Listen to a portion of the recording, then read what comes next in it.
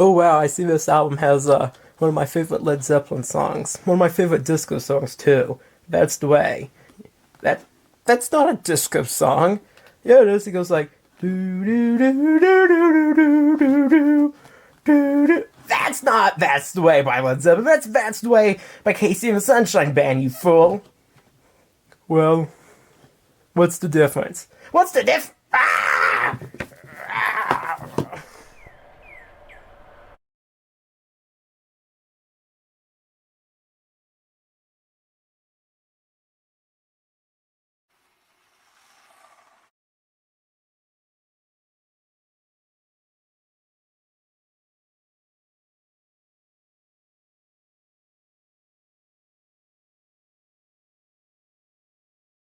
Hello, I'm Chris Boggle, back for another album review. If you like this style of video, please be sure to like and subscribe because it really helps me out a great deal.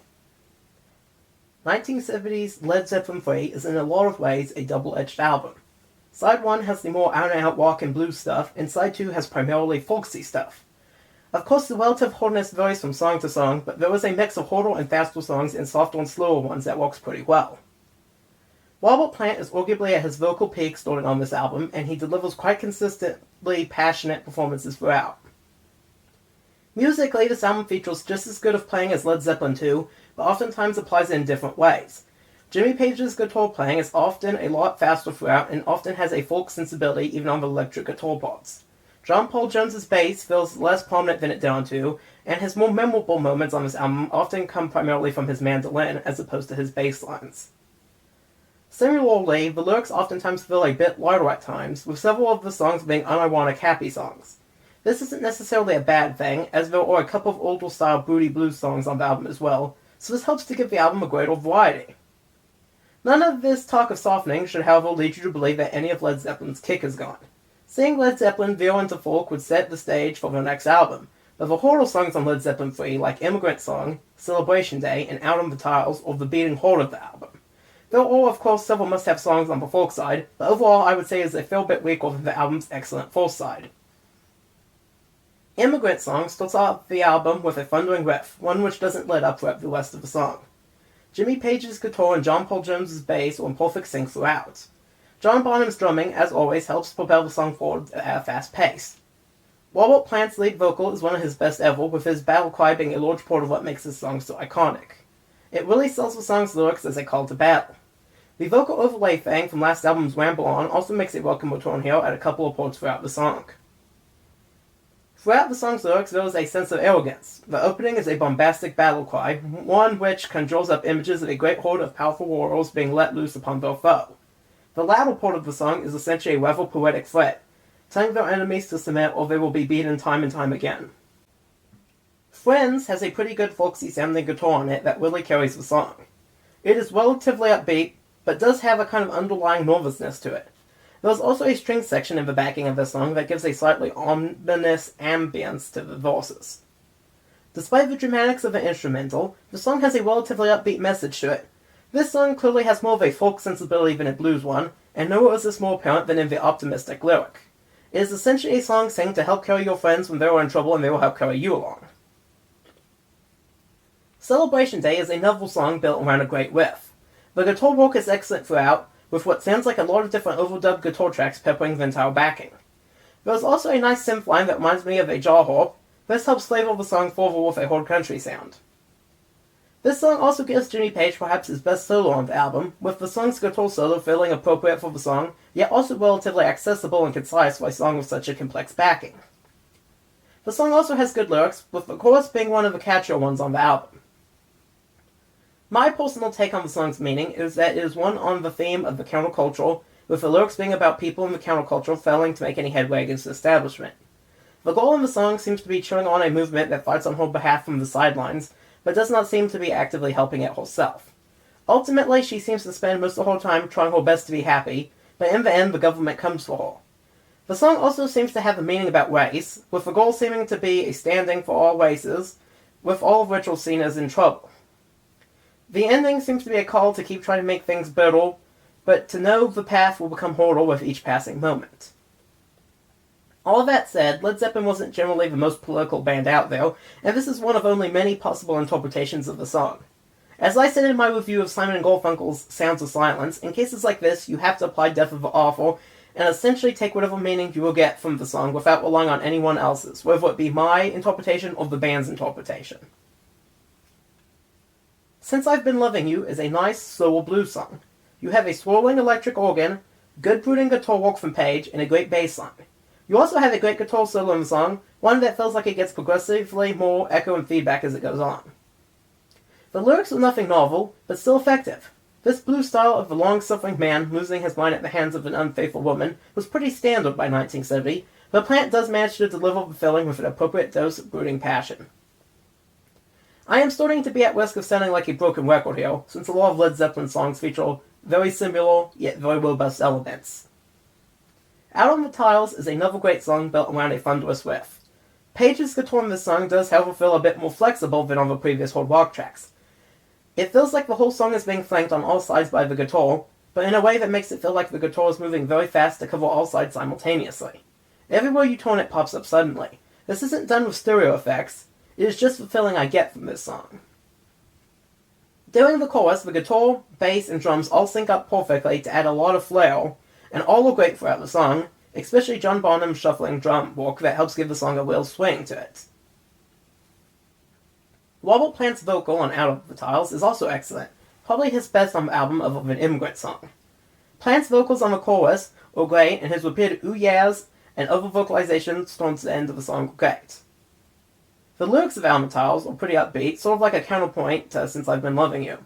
And the louder song, the single feels worse since he has been loving his woman, whereas on Out of the Tiles it is essentially a jubilant song about the single being glad to be alive because he is in love.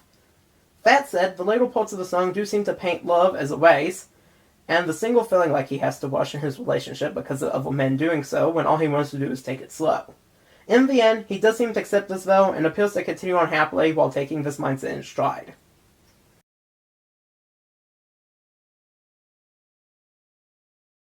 Gallows Pole starts out pretty simple with a folksy guitar before more elements are steadily added to it. Of particular note is the mandolin played by John Paul Jones. Later in the song, there's also a section where Plant sings along with Jimmy Page doing an electric guitar solo. The song has a good flow to it, which is aided by Plant's increasingly desperate singing, especially during the breakdown towards the end. Can you really call it a guitar solo if Plant is singing during it? I'm not sure, but it is structured quite similarly to a guitar solo. Anyways, the lyrics tell the story of the single being on death row, about to be hanged, trying to escape his fate. At first he is able to get his brother to bring him money to try to bribe the hangman, and then he gets his sister to seduce the hangman to try to win the single's freedom. However, these attempts do not prove fruitful, and the hangman takes pleasure in carrying out his task despite what he's been given for the single's freedom. Tangerine is one of the softest songs on the album. The song has a country-infused acoustic guitar throughout, with the wah-wah effects making it sound almost like more of an Eric Clapton song than a Led Zeppelin song. The combination of the lead and backing vocals on the chorus remind me of something the Rolling Stones would have put out around this time as well. Additionally, the song also has a rather unique and heavily distorted guitar solo partway through. So distorted, in fact, that it could have easily been mistaken for a synthesizer if it had come out just a few years later or had been by a different band. The lyrics are a rather austere, lonesome folk ballad about a breakup. They work well for this sort of song, but there's not anything overly meaty about the lyrical content here. That's the Way is very similar to Tangerine musically.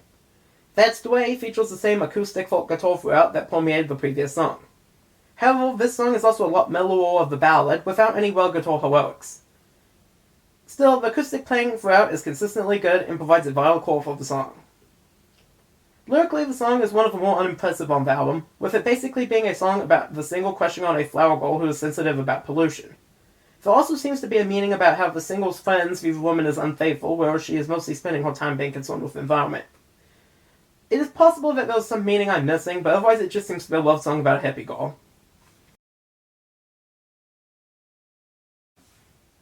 Bron-Y-Aur Stomp is another of the folksy songs that dominates side 2 of the album, but one that has a better groove than the last few.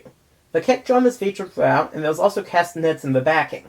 This gives the song a very upbeat but casual feel to it, with it feeling like a bit of a mellow party out in the country. Unlike the previous songs on the album that felt like they were built around guitar riffs, this song's skeleton is John Bonham's drumming. Page and Jones are great as usual, and flesh out the rest of the song's body from the drum work very well, and everything works well together.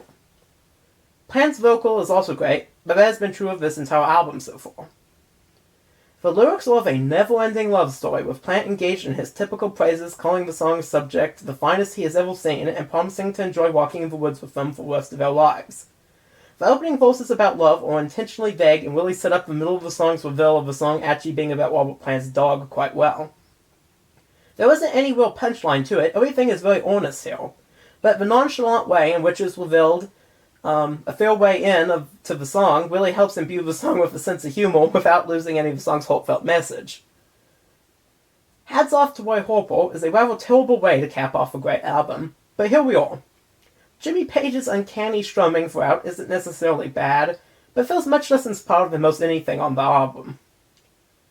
The song starts off a little too abruptly, and the opening vocal distortion does not help the song make a very good first impression, even if the rest of the song is admittedly less grating. Plant's vocals on this track did not need to be distorted. I believe doing this was a big mistake, especially at the beginning, which is honestly awful sounding.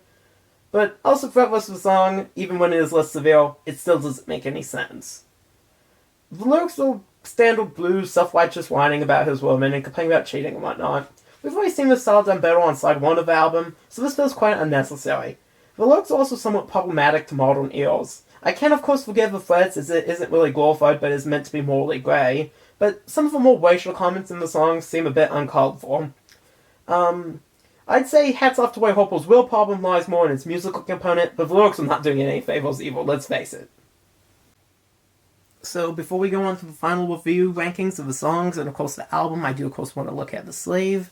Very nice sleeve here, very psychedelic looking with all this little stuff. I do quite like this style, and of course you do have this thing that spins. This is a modern repressing. Not sure if all versions came with the spinny thing or not. There were probably cheap repressings or versions in other countries that didn't, is my guess, but still very nice to have. On the back you've got this very great image of a band. Sometimes I see this mistaken for the front cover of the album actually. In particular, Walmart tends to stock these repressings with this facing the front as opposed to the actual front, which is this. And it is in a gatefold sleeve. You've got more nice artwork in there, and then you actually have the track listing in here, kind of similar to how Led Zeppelin II did it. Very nice artwork. I do actually like the sleeve quite a bit better than Led Zeppelin II's, despite preferring Led Zeppelin II musically to it. And there isn't really much to say about the record itself.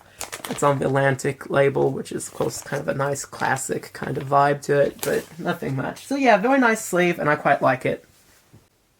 Alright, for the final song rankings, I give Immigrant Song a 10 out of 10, Friends, 8 out of 10, Celebration Day, 10 out of 10, Since I've Been Loving You, 8 out of 10, Out on the Tiles, 10 out of 10, Gallows Pole, 10 out of 10, Tangerine, 8 out of 10, That's the Way, 7 out of 10, Bron-Y-Aur Stomp, 10 out of 10, and of course, Hats Off to Roy Harper, 4 out of 10. So yeah, this is a pretty good album, but I do very much, I think, prefer the first two. This one comes, I think, pretty close to 1 in terms of quality, and looking at it objectively may actually be better, but there was a sort of kind of charm and sort of shine to Led Zeppelin I in terms of being the debut that this one doesn't have. Although I do think that if it wasn't for Hats Off to Roy Harper, even if that spot was just left blank, this may well have been a better album. It just leaves kind of a sour taste in your mouth after finishing the album. But overall, this is a very worthy album from a great album run by a great band, and I would strongly recommend this album, of course. Now, before we end, I do want to say that I have already reviewed Led Zeppelin 1 and 2, as well as Led Zeppelin's Presence.